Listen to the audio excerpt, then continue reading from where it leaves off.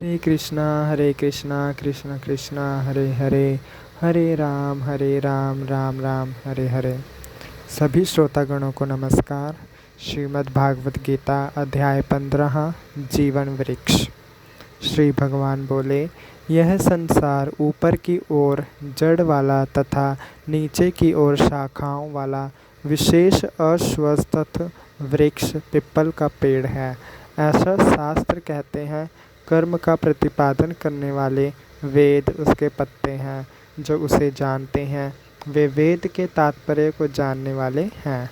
विषय की कामना से युक्त शाखाएं मनुष्य व पशु आदि निम्न योनियों में और देवता आदि उच्च योनियों में फैली हुई हैं, जिनका पोषण गुणों द्वारा होता है।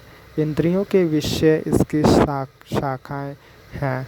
मनुष्य लोक में इसकी जड़ें सभी तरफ फैली हुई हैं, जिनके परिणाम स्वरूप कर्म होते हैं।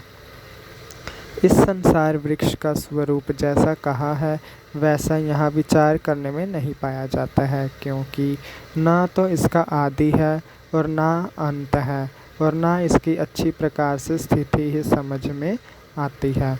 इसलिए इस अहंता, ममता और वासना रूपी पक्की जड़ों वाले अश्वत्थ पिप्पल के वृक्ष को मजबूत वैराग्य रूपी शास्त्र द्वारा काटकर उसके बाद उस परम पद रूपी परमेश्वर को अच्छी तरह खोजना चाहिए, जिसको पाने पर पुरुष फिर लौटकर संसार में नहीं आते हैं।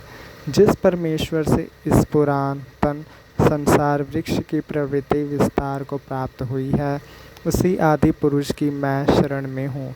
इस प्रकार दृढ़ निश्चय करके उसे शरणागत होना चाहिए। जिनका अभिमान और मोह नष्ट हो गया है, जिन्होंने मोह जैसे दोष को जीत लिया है, जो हमेशा परमात्मा की भक्ति में लगे रहते हैं, जो भोगों की इच्छा से रहित हैं और जो सुख दुख नामक द्वंद्व से मुक्त हो गए हैं, वे अविनाशी परम पद को प्राप्त होते हैं।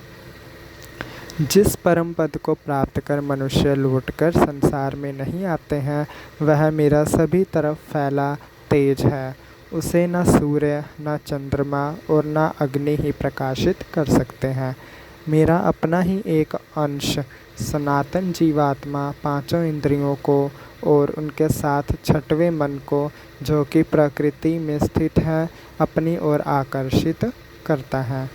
वायु जैसे पुष्प से गंध को लेकर गमन करती है, वैसे ही शरीर आदि के स्वामी जीवात्मा भी जिस शरीर का त्याग करती है, उससे मन सहित पांचों इंद्रियों को लेकर गमन करती है।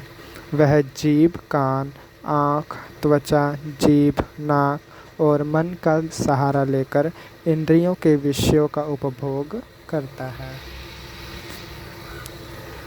अज्ञानी लोग शरीर को छोड़कर जाते हुए या शरीर में स्थित रहते हुए या विषयों को भोगते समय इंद्रियों से जुड़ी हुई जीवात्मा को नहीं देख पाते हैं, किंतु ज्ञानी लोग इसे देख पाते हैं। कोशिश करने वाले योगी लोग अपने शरीर में स्थित इस जीवात्मा को देख पाते हैं, किंतु जिन्होंने अपने अंतःकरण को शुद्ध नहीं किया है, ऐसे अज्ञानी लोग तो कोशिश करते रहने पर भी इस जीवात्मा को नहीं देख पाते हैं। सूर्य में स्थित, चंद्रमा में स्थित और अग्नि में स्थित जो तेज सारे संसार को प्रकाशित करता है, उस तेज को तुम मेरा ही समझो, और मैं ही अपनी शक्ति से पृथ्वी में स्थित होकर सभी चर व अचर प्राणी मात्र को धारण करता हूँ। मैं ही अमृतमय चंद्रमा होकर सारी औषधियों या वनस्पतियों का पोषण करता हूँ। मैं ही सभी जीवित प्राणियों के शरीर में जठर अग्नि, भूख बनकर प्राण और अपान वायु से मिलकर 4 प्रकार के अणुओं को पचाता हूँ। मैं ही सभी प्राणियों के हृदय में अंतर्यामी रूप से स्थित हूँ तथा मुझसे ही स्मृति और ज्ञान तथा उनका नाश होता है। सभी वेदों में केवल मैं ही जानने के योग्य हूँ। मैं ही वेदों को लिखने वाला और वेदों को जानने वाला हूँ। इस संसार में 2 प्रकार के पुरुष तत्व हैं, नाशवान और अविनाशी। इनमें सारे भूत प्राणियों के शरीर को नाशवान और जीवात्मा को अविनाशी कहा जाता है। इन दोनों नाशवान और अविनाशी पुरुष तत्व से भिन्न अन्य उत्तम पुरुष तत्व परमात्मा कहलाता है, जो अमर ईश्वर के रूप में तीनों लोकों में प्रवेश करके जब सबको धारण एवं उनका पोषण करता है।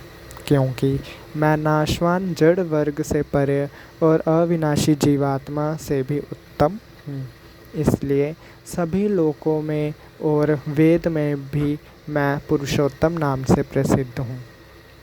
हे भारत, जो इस प्रकार से मोह से मुक्त होकर मुझ पुरुषोत्तम को जानते हैं, वह सभी कुछ जानने वाले मनुष्य संपूर्ण अस्तित्व से सभी प्रकार से लगातार मुझको ही भजते पूजते हैं। हे निष्पाप अर्जुन, इस प्रकार यह अति रहस्य युक्त गोपनीय शास्त्र मेरे द्वारा कहा गया है। इसको तत्व से जानकर मनुष्य बुद्धिमान बन जाता है और उसके सब कर्तव्य पूर्ण हो जाते हैं। हरे कृष्णा कृष्ण कृष्ण हरे हरे, हरे राम राम राम हरे हरे। यदा यदा हि धर्मस्य ग्लानिर्भवति भारत, अभ्युत्थनार्थम् अधर्मस्य तदात्मानं सृजाम्यहम्।